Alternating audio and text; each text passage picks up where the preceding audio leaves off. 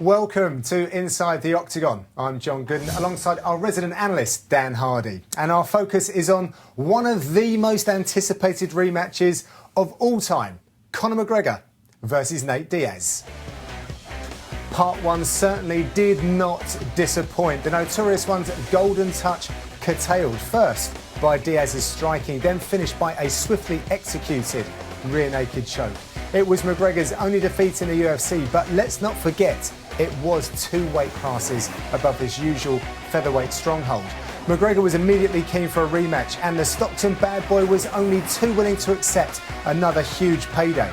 Time now to dive into the detail. The analysis is coming up.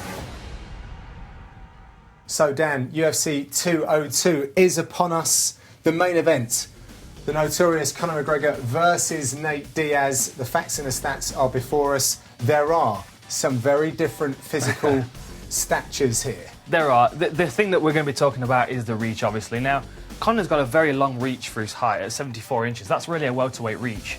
But even so, Nate Diaz has got that slight advantage. And also the advantage in not only experience, but UFC experience as well. And I think that is also important, especially considering how the last fight went.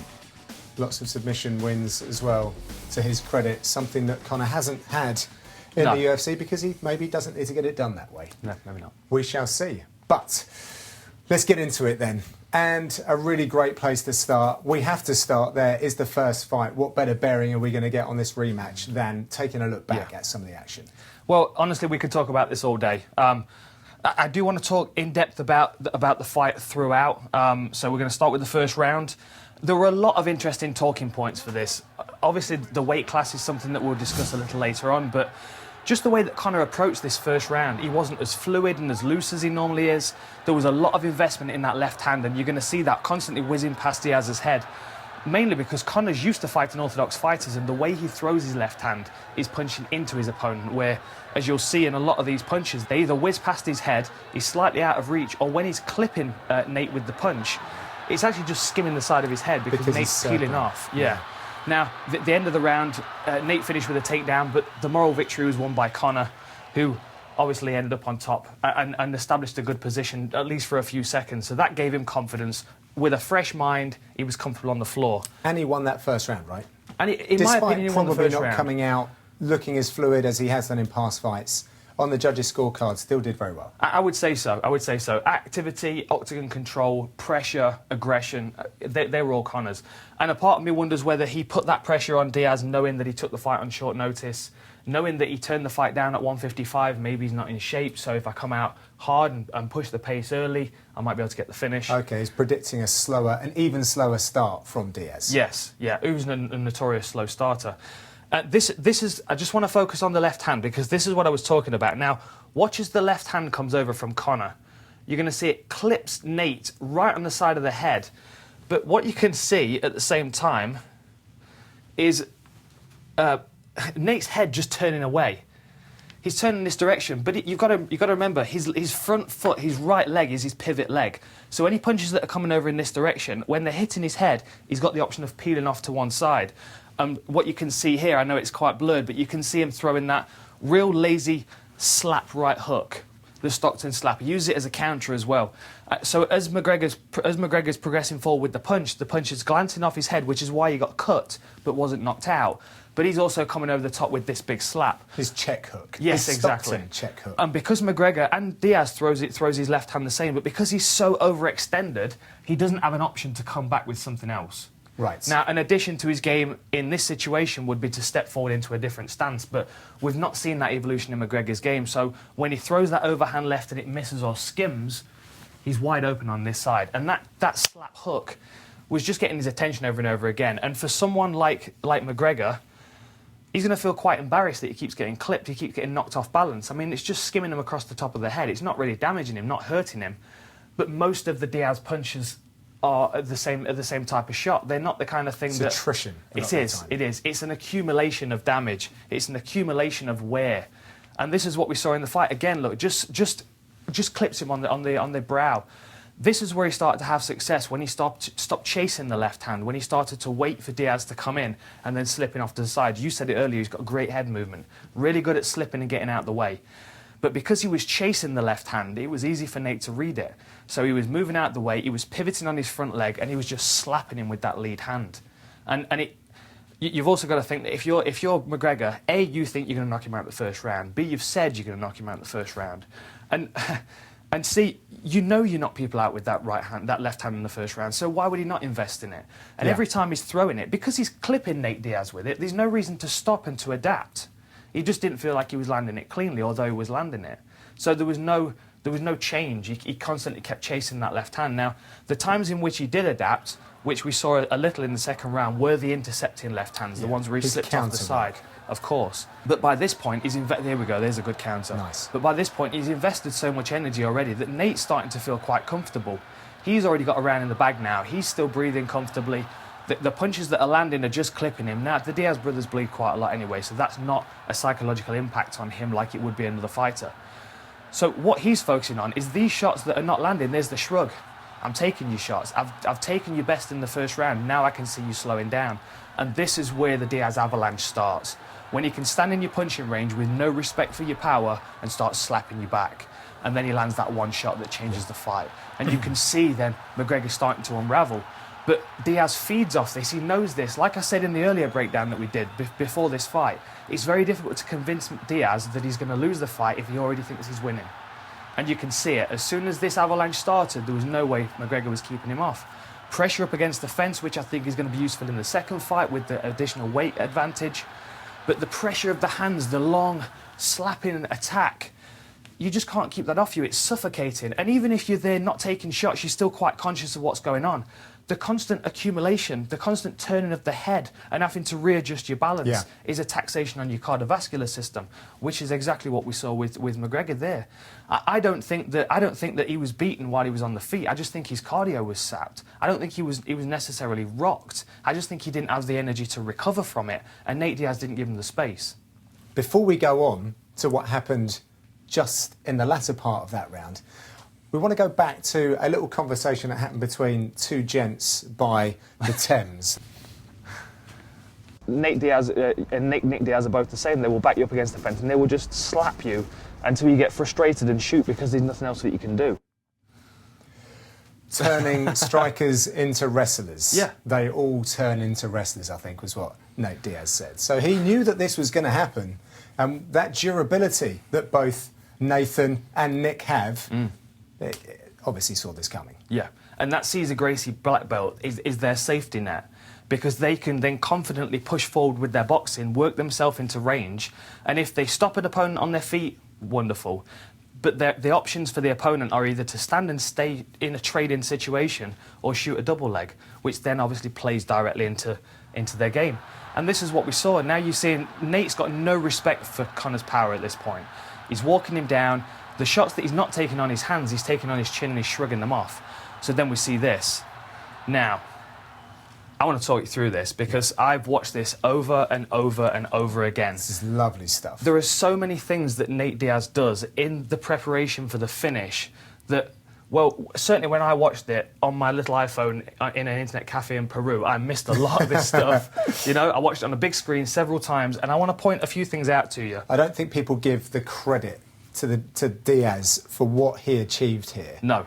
And I know that the jiu-jitsu community really gave him a lot of plaudits for this as well, and for good reason. Yeah, it's really beautiful. So, OK, Conor McGregor's tired. He's shot, he's rocked, he's a little embarrassed by the way the situation's going. So he's shot in, he's failed a double leg. So now his options are to sit out towards the overhook side. So the first thing that you're going to see him do, he's going to start moving around to his left, and you're going to see him bring this knee through here. Now, the space, yeah. Beautiful. That's him starting to sit out. What he's expecting when he's doing this sit out is pressure down on this shoulder because that allows him to shrug out from underneath and take the back of his opponent. But instead of feeling pressure, what he feels is the wrap on his neck. So there's an immediate assessment. He has to change something. So now he's not going to a sit out because he's going to get mounted and guillotined. So now he's going to try and circle around this way. He's going to circle his hips around this way and he's going to try and pass the guard of Nate Diaz, which is the right thing to do. So as he sits out now, you'll start seeing Nate's going to sit to his hip and Conor's going to start skipping over and try and pass. Watch the left foot of Nate. Hooks him. I'm going to show you that one more. That's beautiful I stuff. didn't notice the first couple of times I watched it. But if Conor had been allowed to pass, he would have taken half guard, he would have escaped the guillotine. It would have been a very comfortable situation for him. So this little left foot just here that hooks the right leg of McGregor as he's Stops stepping the side around, control. there, clamps onto it, right? So now he's controlling this leg of McGregor. He's also got the guillotine, the arming guillotine wrapped. The next thing we're going to see is him let go with his right hand and go for a high elbow guillotine. And he also puts pressure with this foot and he's forcing McGregor over onto his back. Beautiful work. So a nice sweep. Still controlling. Now, when he lets go of this, he knows that McGregor is now going to turn all the way over and try and take top position because Nate doesn't have a base on that far side. So as this happens, Nate's going to let go with one arm, he's going to throw it back over Conor, and he's going to clamp him down there. So now he's controlling the turn of Conor. He's still got the head wrapped here. But if he hadn't have done that, no base on this side for Diaz would have caused McGregor to turn over and potentially take top position. But now he's got him between his arms. But now he's got him trapped. He's got weight on that far side. So as it progresses, he's now going to wrap that arm and he's going to take side control, which then stops Conor turning into him, which is the obvious side control escape. So now his only option is to expose his back or to give mount, neither of which he wants to do. And it's no space as well. No again. space at all. Clamped on him, a lot of weight on him. Again, the weight advantage, if there is one, is going to come into play here. And a couple of short shots just to keep McGregor, just to keep him preoccupied. This, again, is where the beauty of Jiu-Jitsu comes into play because he's controlling this arm of Conor here. So what he's going to do now is he's going to slide his right leg down and he's going to drop that straight into mount. But he's controlling Conor's arm still here. Now, as Conor starts to turn away, you're going to see him straighten this arm and he's going to pry it down the back of Conor McGregor to pull him back, as we'll see here. He pries him back and he brings his foot into the hip to trap the mount. The next progression is he's going to let go here so he can strike, but he's already brought his knee in to put pressure on the shoulder. Again, a beautiful, just a small thing that makes the world of difference. And then he punches Conor into that direction that he wants him to turn and drops his knee to the mat. And now he's got mount. But it's a beautiful complement of the use of strikes as well to achieve that mount position. And reading what Conor's doing, knowing what he's going to do, knowing what his options are in the situation that he's in, and knowing how to counteract that, is hours and hours on the mat, earning that black belt that he's got around his waist. And this is always where Diaz is going to thrive, especially if you're rocked and tired, because he will just walk through your guard, he will walk all over you. And as Conor's starting to turn away now, exposing his back, you can see the hooks are already in. Before he's even turned to make them into hooks, he's prepared for Conor to turn belly down. He's going to grab the chin strap here, so he's got control of Conor's head, so now he can lift that head up and start working the choke. And he's going to punch him with this hand. You see the chin strap just there. So he's got that cook now. Now that allows him to lift the head up and slide the other arm underneath. But that's not necessary, because this arm's now free. And what he's going to do is he's going to swing this hand in, and he's going to crack McGregor right in the side of the head with it. And what that does is it slides McGregor's head right into the crack of his elbow. So here comes the punch. One good punch, bang. The head slides right into the crack of the elbow, and he goes to punch again, but he realised there's no resistance to the arm. So he meets his hands together, and we might as well just play it on from here. He gets the squeeze, and there's just nothing Conor could do. Partly rocked, partly flustered, partly tired, in a bad position with a bigger guy on top of you, with a great black belt. It was just a work of art, that finish. Yeah. There are certain things that Conor does well, and he needs to focus on those things in this fight. There are certain things we saw him doing in previous fights that he did well, which he didn't do in this fight. The fluidity of movement, the variety of his kicks to set up that left hand. He was just hunting the left hand all the time, and it just didn't work out for him. It was one of those things. It was a gamble on one particular punch that just didn't pay off, and there was no backup plan for it, because once that had failed, he didn't have the gas to adapt, and then you've got Nate Diaz on top of you, and it's just a bad night from that point. Another thing to add to this as well, and he said it in his post-fight speech, we saw it in the interview with Megan O'Leary on The Exchange. Diaz said, "It's all set up from my boxing." Yes. It might be the jiu-jitsu, and I said it before, how the jiu-jitsu fraternity celebrated the victory with the rear naked choke, but without the boxing, the Perez boxing, Yep, Rich Perez. it wouldn't set up what he can do on the mat. Very true, very true. And so when he took Conor down in the first round, he got reversed. And I'm not saying that he wasn't happy to go to his back, because we saw it in previous fights of his, he's very good at working from his guard. But when Conor's already hurt and tired, it wasn't a challenge for him. He just walked through his guard, and that was all set up by the pressure of the boxing. Because had it not been for the boxing, Conor probably wouldn't have shot that double leg in the first place. Exactly. Yeah, it's a beautiful thing. So his boxing is really key. His boxing is really key, and we've seen it in previous fights as well. We've seen how good he is at using that extra couple of inches of reach. Now watch here against Gomi, how he's controlling the range, particularly as he circles away. You can see him being very aware of that extra little reach advantage he's got. So when he steps in with that left hand, he's right on the end of it. But he's also not in danger until he rocks him. Then he can start crowding him. Then he can start pressuring him. And this is where he feels comfortable, because he knows that even if something comes back, it's not going to be a full power punch. It's not going to be the same kind of punch that would threaten him. Same thing with Gray Maynard, a guy that punches like a truck. As soon as he hit him with one clean shot, it was that Diaz avalanche. He just poured the pressure onto him. And Gray never recovered. I mean, fair play to him for just staying standing, but this is typical Diaz all over. Backs him up, pressure, attitude. Watch the hands come out in a second. And the speed of the hand. Yeah. He's got great hands with that 1-2, the way that it's lovely work. And what's also nice about it is, as I was saying with Conor, overcommitting to that left hand. There's very little overcommitment with Nate. So that allows him to read the situation. Watch this check right hook. Checks it, just a slap. It's just a check. It's to make his opponent aware that he's got his range and he's got his targeting on point. Then the question is, when does the knockout punch come? When does he start really putting pressure on? Well, when you start to show that you're weak. Then he will land a good clean punch, a good clean knee in the clinch. Yeah, he's got great knees. Exactly. Now, the Michael Johnson fight, I just want to talk about this for 1 second. Michael Johnson was a perfect setup for Conor McGregor. I think I mentioned this in the previous breakdown as well. An athletic southpaw who covers distance very well. So there wasn't a situation in this fight where Nate caught him with a good clean shot and hurt him.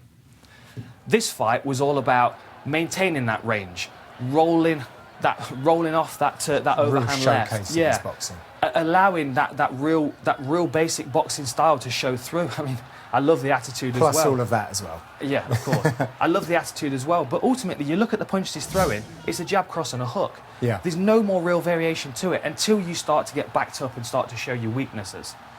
This is all based on 3 punches.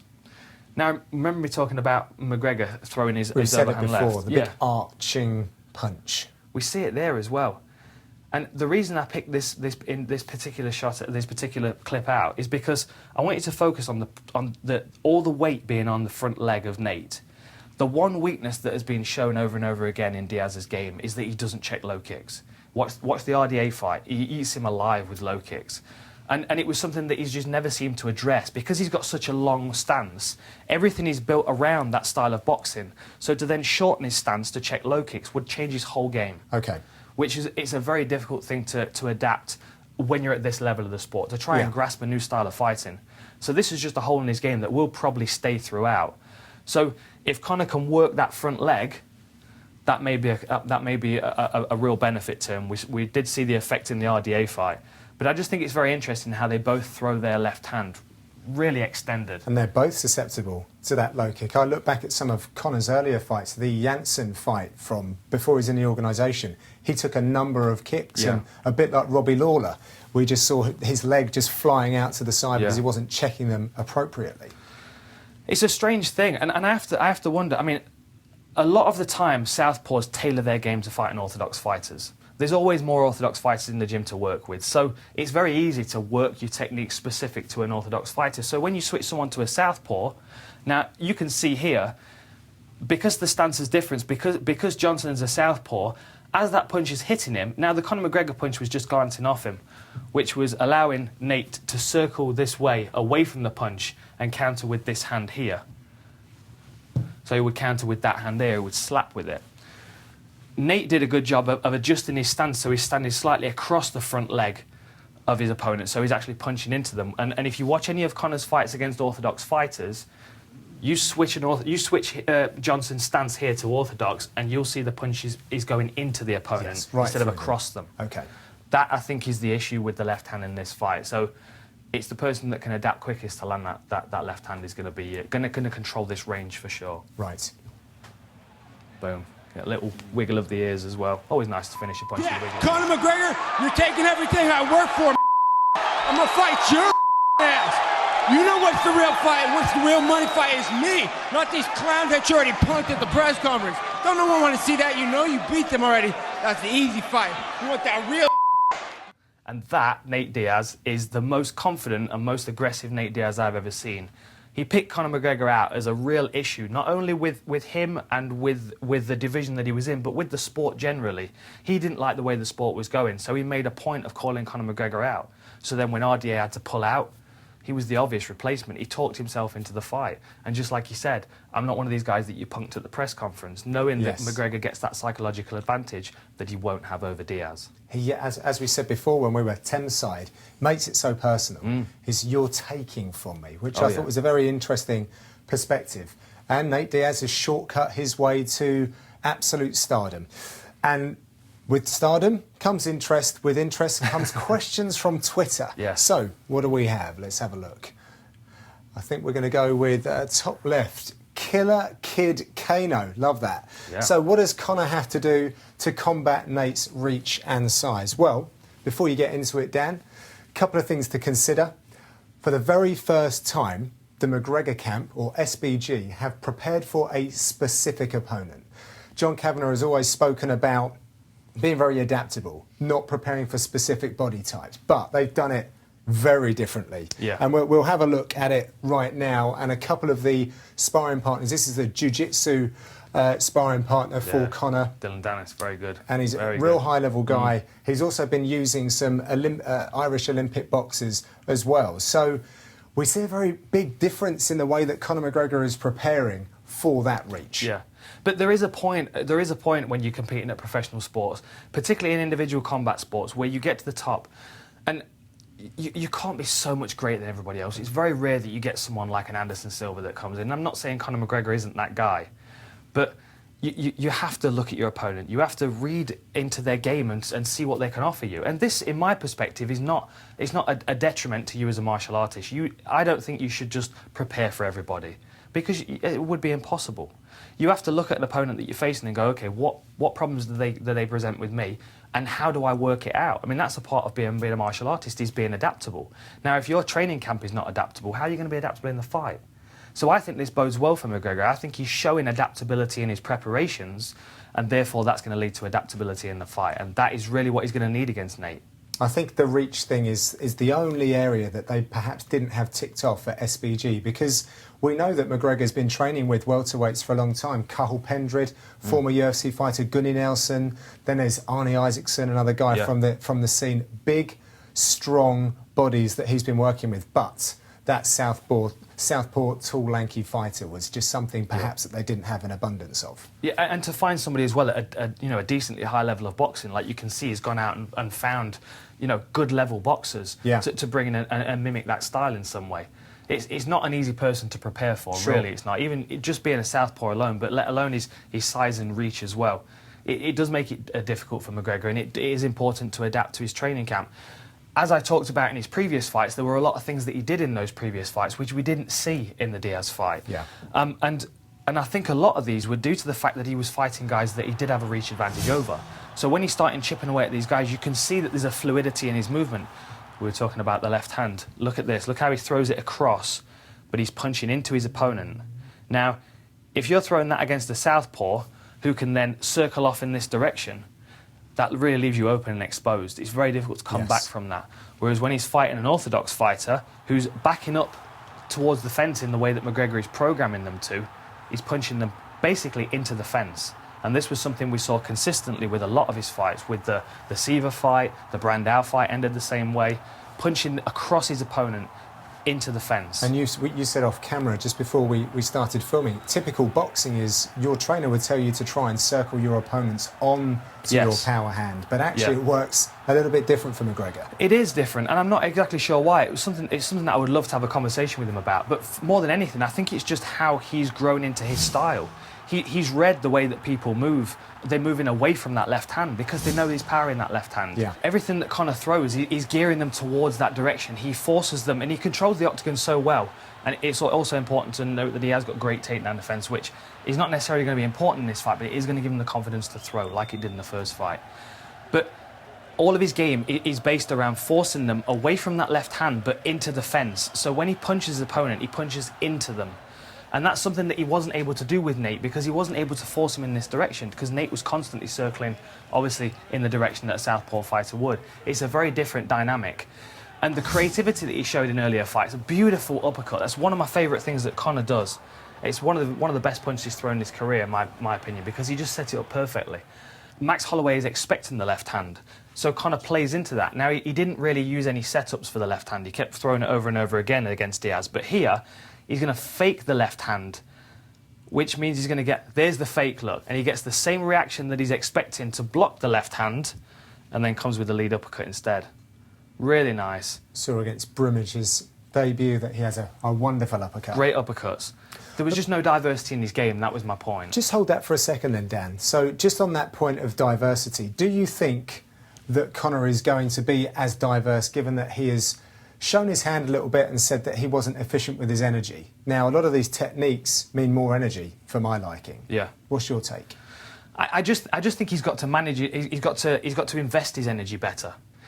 He invested all of his energy pretty much in that first fight in the left hand, and it just didn't pay off. Now, spread that investment across a few different things. Use a more fluid attack. Like Warren Buffett on the markets. Exactly. You know, you've got to speculate to accumulate, and he was not doing any speculation. It was all about the left hand, because that was what was going to work. There was no speculation at all. Okay. You know. Yeah. So if he started to invest a little bit more in movement, a little bit more in his diverse kicking attack, particularly if he can work those low kicks, is going to be key. And I also, and it's interesting, I stopped it on this moment, I also wouldn't be surprised if he shot a takedown. And I know that that's going to surprise a lot of people when we're saying this. But towards the latter part of the round, maybe? The latter part of the first round in particular, because I want you to understand the mindset of Conor McGregor. And the fact that he took it on, at 170 is important, because he didn't want anything to have changed. He doesn't want Nate to have the excuse of, well, I beat you at 170, even though you beat me at 155. Yeah. And given the fact that he finished so strongly in the top position in the first round, but then he lost to rear naked choke in the second, I almost feel like the person that McGregor is going to need to make a statement that I am not intimidated by your ground game. And we know he's got takedowns. We know he landed a couple of really nice ones against Max Holloway when he had the injured knee. Yes. And he had to adapt his game. He showed adaptability in that fight, and it won him the fight.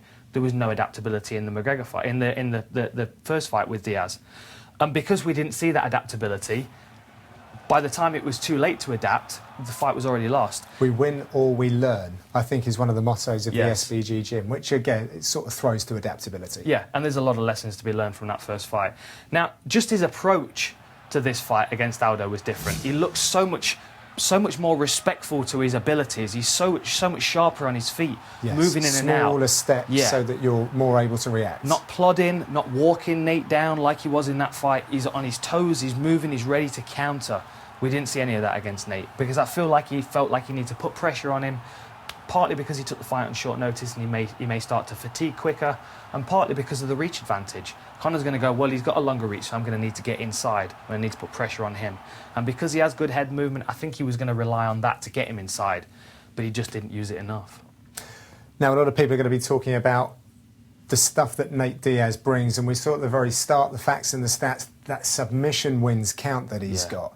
I mean, and in spectacular fashion as well. He likes to play off of his back. Yep. He's got a great top game as well. Sometimes he rolls all the way through to get the finish. Some fantastic stuff, and really lovely sequences. Very well rounded, very diverse. A guy that's been on the mat for hours and hours and hours. And the thing that I want to point out, particularly in this playlist, is how good he is at creating space for himself. Now, Gomi here has got him in a body lock. But as he's going down to the floor, he looks where he's going. He kicks off his left leg to create space, and he puts his left hand down. Because if he'd have just been taken down here, Gomi's already in his half guard. And he's already too cramped to be able to attack. Like Henzo says, you don't want to smell your own knee or your own gi, so you create that space. There you go. It makes sense. So as he's falling here, you can see him reach out with his left hand, and he pushes himself back to create space. So now as Gomi's falling straight into his guard, and he's ready for him. And immediately when he lands, this is a really nice attack. Gomi drops into his guard, he wraps up, he immediately forces the triangle attack, and then he just keeps his knees clamped. You can see his legs are clamped. Even when he goes for the armbar, that knee is clamping down on that shoulder to trap him. And from this point, it was just a slow squeeze. He just adapted his position, tightened the triangle, and by the time Gomi had had enough, the armbar was there for him. And he's got some takedowns. They are a bit brutish. They are a bit basic, shall we say. But once the fight's on the floor, he can wrap your neck from any situation. And Marcus Davis here found that all too well, because he'd wrapped his leg over, and Davis did the right thing, scooting his hips back to try and alleviate the pressure. So he switches to a high elbow guillotine. And now all he's doing, let's have a quick look at that. So the difference with a high elbow guillotine, which I think is important pointing out at this point, that's not, I apologise, Marcus Davis, that's not a good shot for you.